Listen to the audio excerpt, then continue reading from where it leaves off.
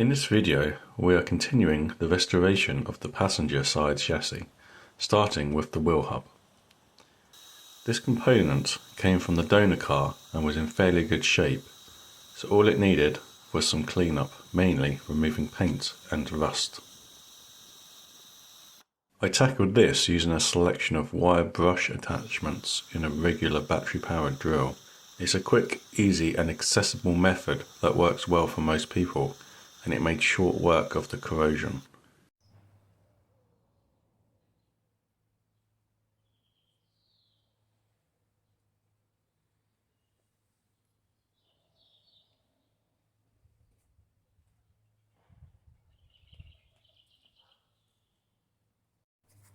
To deal with any remaining rust, especially in the pitted areas where the wire brush can't get to, I applied a rust converter.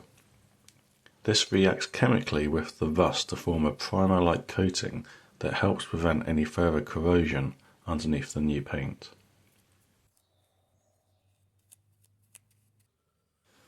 I also replaced the steering ball joint. Although the original was in decent condition, swapping it out for a new one was a no-brainer, given the low cost and how easy it is to do.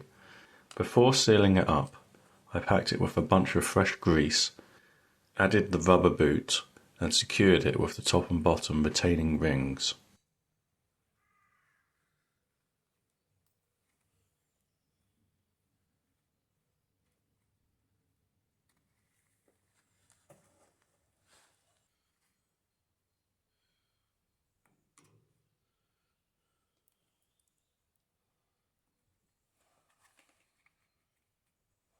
With everything cleaned up and painted, the wheel hub and suspension components, which were also stripped to bare metal and repainted, were reinstalled. I added rubber covers over the threads and nuts to meet the IVA test requirements.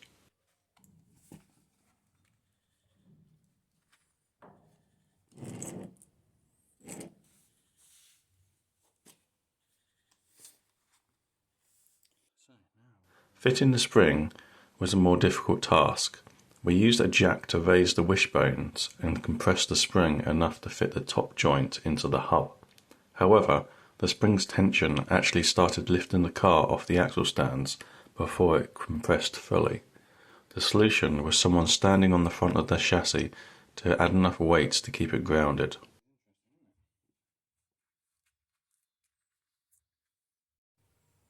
We fitted the aftermarket wheel arch brackets and mounted the alloy wheel to check for clearance on these. Aftermarket parts can require a fair amount of tweaking to fit correctly, but these seem to fit perfectly as standard. Cars have a lot of symmetry, so with the passenger side complete, we shifted the car over to the other side of the garage to begin the same process on the driver's side.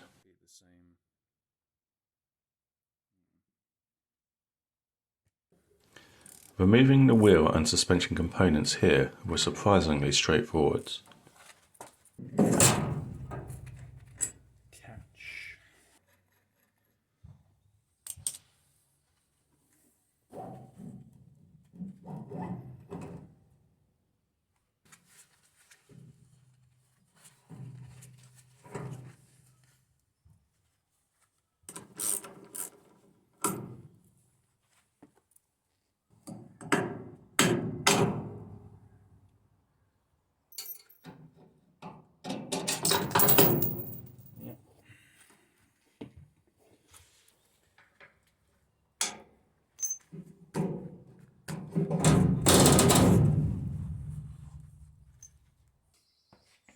The major difference on this side is the steering assembly. To access and paint the frame sections around the engine bay and interior, we had to remove the steering wheel and steering rack.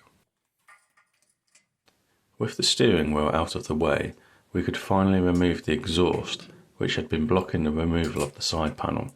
Compared to the passenger side, this area feels much more crowded. There's a steering system, powder box, alternator, exhaust, and brake master cylinder all packed in.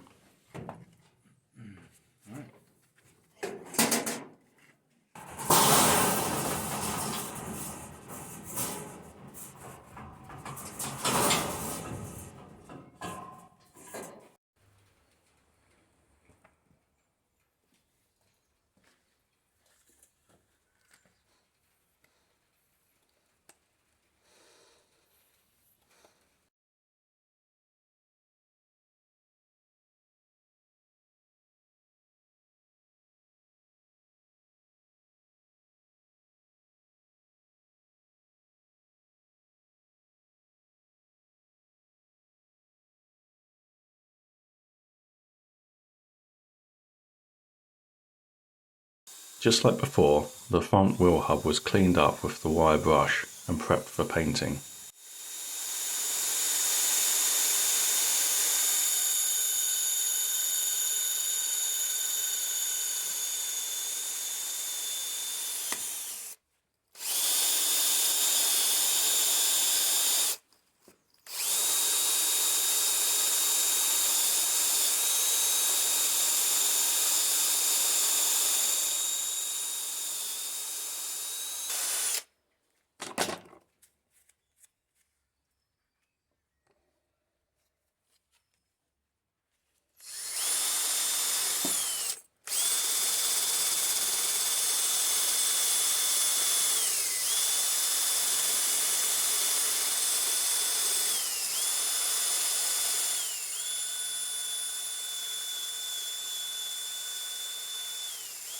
We use a direct to metal paint on all the frame and suspension parts, no primer, just applied straight onto the metal.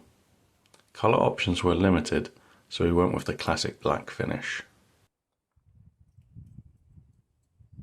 As part of the IVA test, the seats need to be securely mounted. Typically, this is done using steel angle brackets across the underside of the floor. In our case, we opted for a floor strengthening panel, which bolts directly to the chassis underneath the car. Not only does this create a solid mounting point for the seats and seat belts, it also provides a place to secure the handbrake adjustment mechanism. I gave the panel a coat of primer, followed by black paint to match the rest of the underbody. Thanks for watching.